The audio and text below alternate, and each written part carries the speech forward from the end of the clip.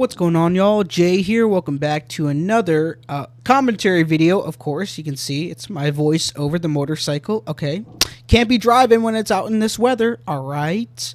So today I got a kind of special story for you guys. It's going to be the MSF course, my MSF course, my story, how it was, you know, what I found hard, how I felt, how I signed up for it. So with that being said, let's just jump right into it. So the thing with the MSF is when you sign up for it, it's going to be a long time out. Like I'm talking like 2 or 3 months out if you're lucky, because the thing is the class spots are only like 10 or 15 people. So you got to sign up a long time out. And I remember when I signed up, I was so excited, man. I was looking forward to it. It's about $300 to like $250 depending on like how much you want to pay or like which community college or church you go to that's actually hosting the MSF. So I remember I was excited, man, and Friday night I start to get this weird feeling in the back of my throat. I'm like, I wonder what this is. I start to get like gum sores, you know, like when you're getting sick and you feel it, and I'm like, I guess it'll just pass away. Maybe it was from my dog licking me or something.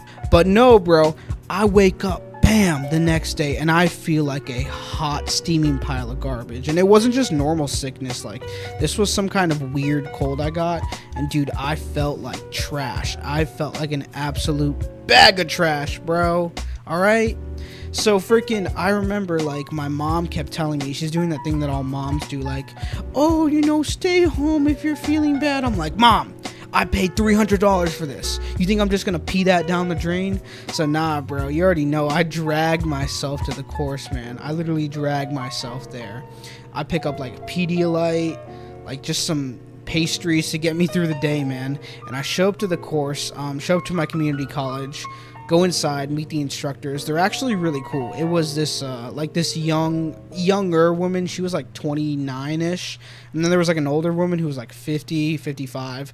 So anyways, you know, we sign in, do all the clerical work, and then as we go out to the course, we mount the bikes. Now on my MSF course, we took it with the Suzuki TU250X. It's like a single cylinder. It's literally like 25 horsepower. It weighs almost nothing. So this is like a perfect MSF bike, you know, like I'm not really gonna drop it. I mean, you know, hopefully.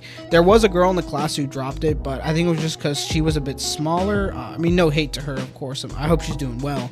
But yeah. So like the first exercise I did, you know, they stood out there, they read out of a book, and it was learning the friction zone, right? And luckily, I had actually watched this video, I'll pop it on screen, from SoCal Rider, and it's how to ride a motorcycle. He actually uses the same bike I have, Ninja 400.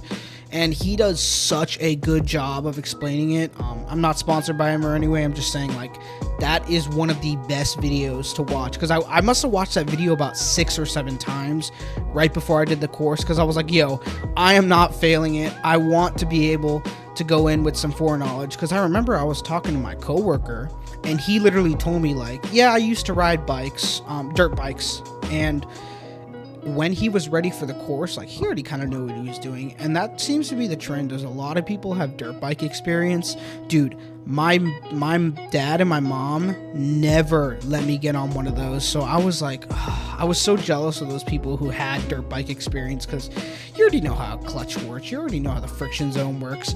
Whereas I had never felt it, but I had watched it so many times on other videos. So I was like, I hope that was enough. And luckily it was. So we go back and forth on the friction zone, and honestly, I was doing all right. I purposely stalled out the bike just to be like, okay, that's where the stall point is out. And that's actually a very good thing to do when you get a new bike, just to purposely stall it out when you just start on it, so you can be like, okay, that's what not to do, you know? So we just start doing normal MSF stuff, you know. We do the box dodge maneuver, where you basically go to you dodge a box and go to an emergency stop, imaginary, of course. You know, learning to get up to speed, upshifting and downshifting, shifting up to 20 miles an hour, you know, shifting up and then downshifting, and then the dreaded figure 8. Now comment down below, do you guys hate the figure 8 too? It would seem that was like the hardest thing about the MSF course. So let me just explain the figure 8 box real quick. It's basically like a rectangle. I think it's about 20 by 60 is what Google says. And I think at like the Harley Davidson MSF and like all the MSFs, they might be state required to do it because that would seem what the trend is.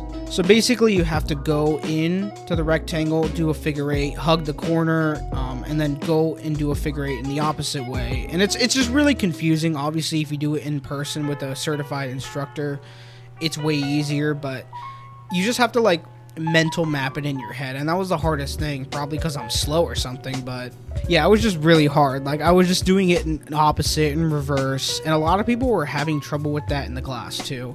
I literally met this kid named Terry in a class, and guys, he was like a country guy, redneck, whatever. I mean, no hate to them, but it was really funny because he was talking about like, oh, I got a Gigzer 1000, I was doing 173 miles an hour on the highway, but yet he was having trouble with the figure eight box maneuver. And I thought that was so silly, because like, how is it that you can do triple the speed limit but yet have trouble with this box maneuver? And that was wild to me, because at the time I didn't know anything about motorcycling. You know, obviously that's why I'm taking the course to get my license. So after we do a couple figure eight practice, we have to go take this test. And it was actually based off the online course you took, which, you know, totally no one cheated on that. Obviously, no one's cheating on the online course, right? Right? So anyways, at the end of day one, yeah, like I said, I got all the practice in that I could. I passed the test. I only got like 2 marks off on it. And yeah, I got ready for day 2. So day 2 was no better than day 1. I wake up sick as a dog. I just want to die, man. But I'm looking forward to it, because after this, you know, I don't got to be out in the hot sun. Speaking of which, I forgot to mention, I took the MSF in August. So imagine you're sick, you're in a black helmet, and it's hot out. Put those 3 things together and just ask, would that be an enjoyable MSF experience? So, yeah, obviously I get to the course, you know, when I get there, I line up for the test, I get ready. They let us do a little bit of practice, and I'm feeling pretty confident. So we test, and I remember when I was getting ready to test the box maneuver, I do fine. And obviously the figure eight was the biggest thing I was worried about, because a lot of people just drifted out of the lines, and we just felt like horrible for doing that. So as I'm going up, I go in the figure eight, hug the corner, just mental map it, and I just yeet it, bro. And I actually pass, and I was so proud of myself. And afterwards, like, I'm just sitting there with the other people, judging the other people, like, oh, I hope you pass, I don't want you to fail. But luckily, everyone did pass. The MSF course is not necessarily hard. You just have to pay attention and just, like, mental map it in your head, if that makes sense. And yeah, after I passed, man, I went home and got a Pedialyte, and I was so thankful. I literally proceeded to lay in bed and watch TV all day when I got home, because, man, I just wanted to die at that point. But yeah, that's pretty much my story of the MSF course. It was kind of funny. It wouldn't have been so bad if I just wasn't sick. Like, I'm going to be honest with you. It would have been so much more fun if I didn't have whatever freaking pseudo coronavirus that I had. But yeah, when you take the MSF course, I have some pieces of advice. Just please, for the love of God, go watch SoCal Rider's video on how to ride a motorcycle so you have some experience. The thing I wish I did is if you do, like, if you're a kid and you eventually want to get your motorcycle license, like, please ask for like a dirt bike for Christmas or for your birthday, because you can actually learn on that. Or ask, like, you know, your buddy, if you know anyone that has a dirt bike, try to like get on it and feel the friction zone, because that would have helped me so much more, because I would have known like kind of what I was going into. And if you do have time, maybe you can go practice like a figure eight in a parking lot. But I mean, I don't know if you're trying to do all that work, you know. And totally don't cheat on the test, right? Totally don't, because, you know, no one's going to catch you, right? But I will say, though, I have learned way more on the road doing dumb stuff than I did, obviously, on the online course or at the course, because that's mainly where you're going to get your learning from, because it is kind of ridiculous that 2 days of riding motorcycles under professional supervision is all it takes. Then you're authorized to go operate a motorcycle on the highway at 70 miles an hour. It doesn't really make sense to me, but I mean, you're legally authorized. Obviously, skill level, you're not. But yeah, man, that was a funny story. And if you enjoyed it, man, make sure to leave a thumbs up, subscribe. And if you want me to tell more stories like this, just leave a comment down below and all that. And we'll see you guys in the next video.